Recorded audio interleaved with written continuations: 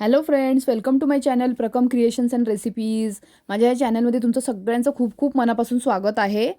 तर इथे आपण आज पातोड्यांची आमटी करणार आहोत. पावसाळ्यामध्ये आपल्याला नेहमीच प्रश्न पडत असतो की भाजी काय करायची, आणि कोणी पाहुणे आले आणि पटकन भाजी नसेल तर अशा वेळेला आपण ही भाजी झटपट बनवू शकतो. ती चवीलासुद्धा खूप सुंदर लागते. तर आपण ही भाजी कशी बनवायची आजच्या भागामध्ये आपण बघणार आहोत. ते बघा किती सुंदर भाजी तयार झाली आहे. चिकन मटनलासुद्धा अतिशय उत्तम पर्याय आहे. व्हेज खाण्यासाठी अतिशय सुंदर चवीची लागणारी ही चमचमीत भाजी आहे. ती आपण भाकरीबरोबर किंवा पोळीबरोबर खाऊ शकतो. त्यासाठी आपण इथे घेतलेलं आहे 2 वाट्या चण्याचं पीठ. तर चण्याचं पीठ आपल्याकडे नेहमीच दळलेलं अवेलेबल असतं. आपण नेहमी हेच दळलेलं पीठ वापरायचं, त्यामुळे ते खूपच सुंदर होतात. तर इथे मी टाकलेलं आहे चमचाभर मीठ चवीनुसार, त्यानंतर हळद 1 चमचा, 2 चमचे लाल तिखट, त्यानंतर धणे जिरे पावडर टाकायची आहे, कोथिंबीर टाकायची आहे आणि ते व्यवस्थित आपल्याला हाताने मिक्स करून घ्यायचं आहे. अशा प्रकारे आपण हे मिक्स करून घेतलेलं आहे. अशा प्रकारच्या पातोड्या केल्यानंतर त्या चवीला खूपच सुंदर लागतात. आणि ह्याच्यामध्ये फक्त 2 चिमटी आपल्याला सोडा वापरायचा आहे. खाण्याचा सोडा मी इथे वापरलेला आहे. आणि पाणी जे आहे ते आपण अगदी थोडं थोडं टाकायचं आहे. चण्याच्या पिठाला जास्त पाणी लागत नाही, नाहीतर अगदीच पातळ होईल ते पीठ. तर अशा प्रकारे आपला गोळा मळून झालेला आहे. हा मळून आपण गोळा झाकून साईडला ठेवणार आहोत. तर इथे मी तुम्हाला एक टिप्स सांगेल की ह्याच्यामध्ये थोडंसं आपण तांदळाचं पीठ मिक्स करायचं आहे. मी याच्यात 2 चमचे तांदळाचं पीठसुद्धा घातलं होतं. अशा प्रकारे गोळा आपला मळून तयार आहे. तो पण आपण वाटण्याची तयारी करूयात. तर इथे खोबऱ्याचे काप घेतलेले आहेत मी. अर्धी वाटी खोबरं घ्यायचं आहे. लसूण, आलं, कोथिंबीर, 2 छोटे टोमॅटो घ्यायचे आहेत. तर इथे आपल्याला खोबरं भाजून घ्यायचं आहे. बारीक गॅसवरती गोल्डन ब्राऊन होईपर्यंत मी खोबरं भाजून घेतलं आहे. त्यानंतर कढईमध्ये 2 चमचे तेल टाकलेलं आहे. त्याच्यामध्ये आपल्याला कांदा भाजून घ्यायचा आहे. इथे छोटे 2 कांदे कापून घेतले होते. ते व्यवस्थित लालसर होईपर्यंत आपण भाजून घ्यायचं आहे. आणि हे भाजून घेतलेलं वाटण आपण मिक्सरमध्ये छान बारीक करून घेणार आहोत. आधी खोबरं बारीक करून घ्यायचं आहे आपल्याला. खोबरं बारीक झाल्यानंतरच आपल्याला त्याच्यामध्ये कांदा, टोमॅटो, लसूण, आलं, थोडंसं कोथिंबीर हे सगळं वाटून घेतलं की खोबरं भाजलेलं जे होतं आपण ते त्याच्यात टाकून पाणी टाकून मिश्रण तयार करून घ्यायचं आहे. तर अशा प्रकारे आपलं वाटण झालेलं आहे. आता इथे एक कढई ठेवली आहे गरम करायला. त्याच्यामध्ये 2 मोठे चमचे तेल टाकलेलं आहे. त्यामध्ये आपण टाकणार आहोत 2 तेजपत्ता, थोडासा कढीपत्ता टाकलेला आहे. त्यानंतर इथे आपण बडीशोपची फोडणी देणार आहोत. नेहमीच आपण राई किंवा जिरे वापरतो, तर इथे बडीशोपची फोडणी दिल्यानंतर या भाजीला खूपच छान चव येते. तर तुम्ही पण असं करून बघा. तर हे व्यवस्थित आपल्याला तेलामध्ये फ्राय करून घ्यायचं आहे. बडीशोप, कढीपत्ता आणि तेजपान हे आपण इथे फोडणीसाठी वापरलेलं आहे. आणि याच्यामध्ये तीळ टाकलेले आहेत मी. तिळाचा सुद्धा एक खूप छान त्याला स्मेल येतो. आणि जे वाटण आपण करून ठेवलं होतं ते वाटण आपण ह्याच्यामध्ये घातलेलं आहे.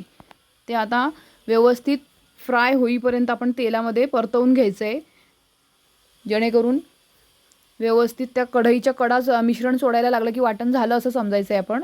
तर अशा प्रकारे आपण हे बारीक गॅसवरती छान परतवून घेणार आहोत. तोपर्यंत आपण याच्यात चवीनुसार मीठ टाकायचं आहे.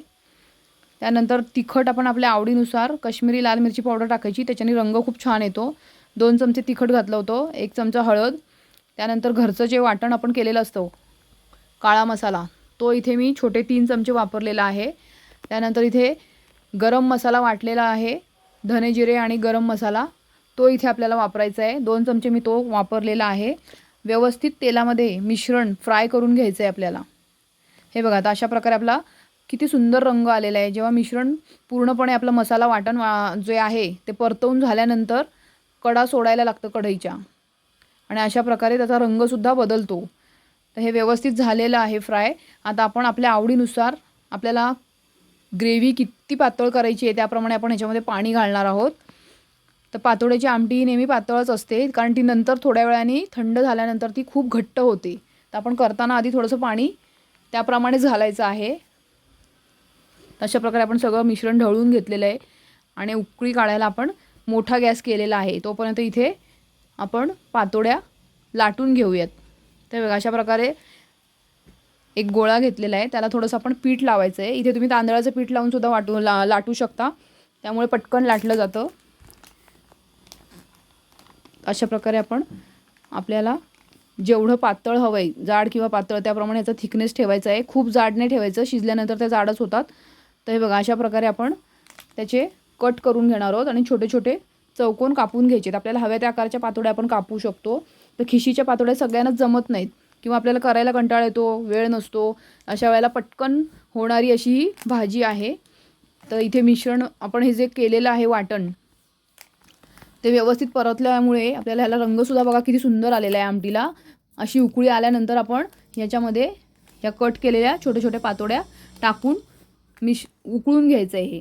हे बघा अशा प्रकारे झालेलं आहे. वरतून कोथिंबीर घालायची आपल्याला.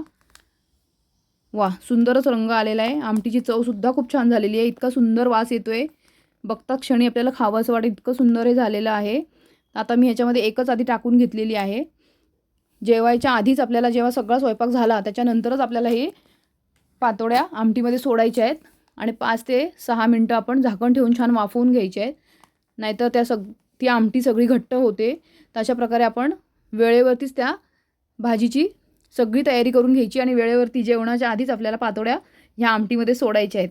तर बघा आता अशा प्रकारे मी सगळं करून घेतलेलं आहे. सगळ्या पातोड्या ह्याच्यात क्रमवार सोडून घेतल्यात. त्यानंतर 5 मिनटं झाकण ठेवून छान उकळी आलेली आहे आणि आपली रस्साभाजी तयार आहे.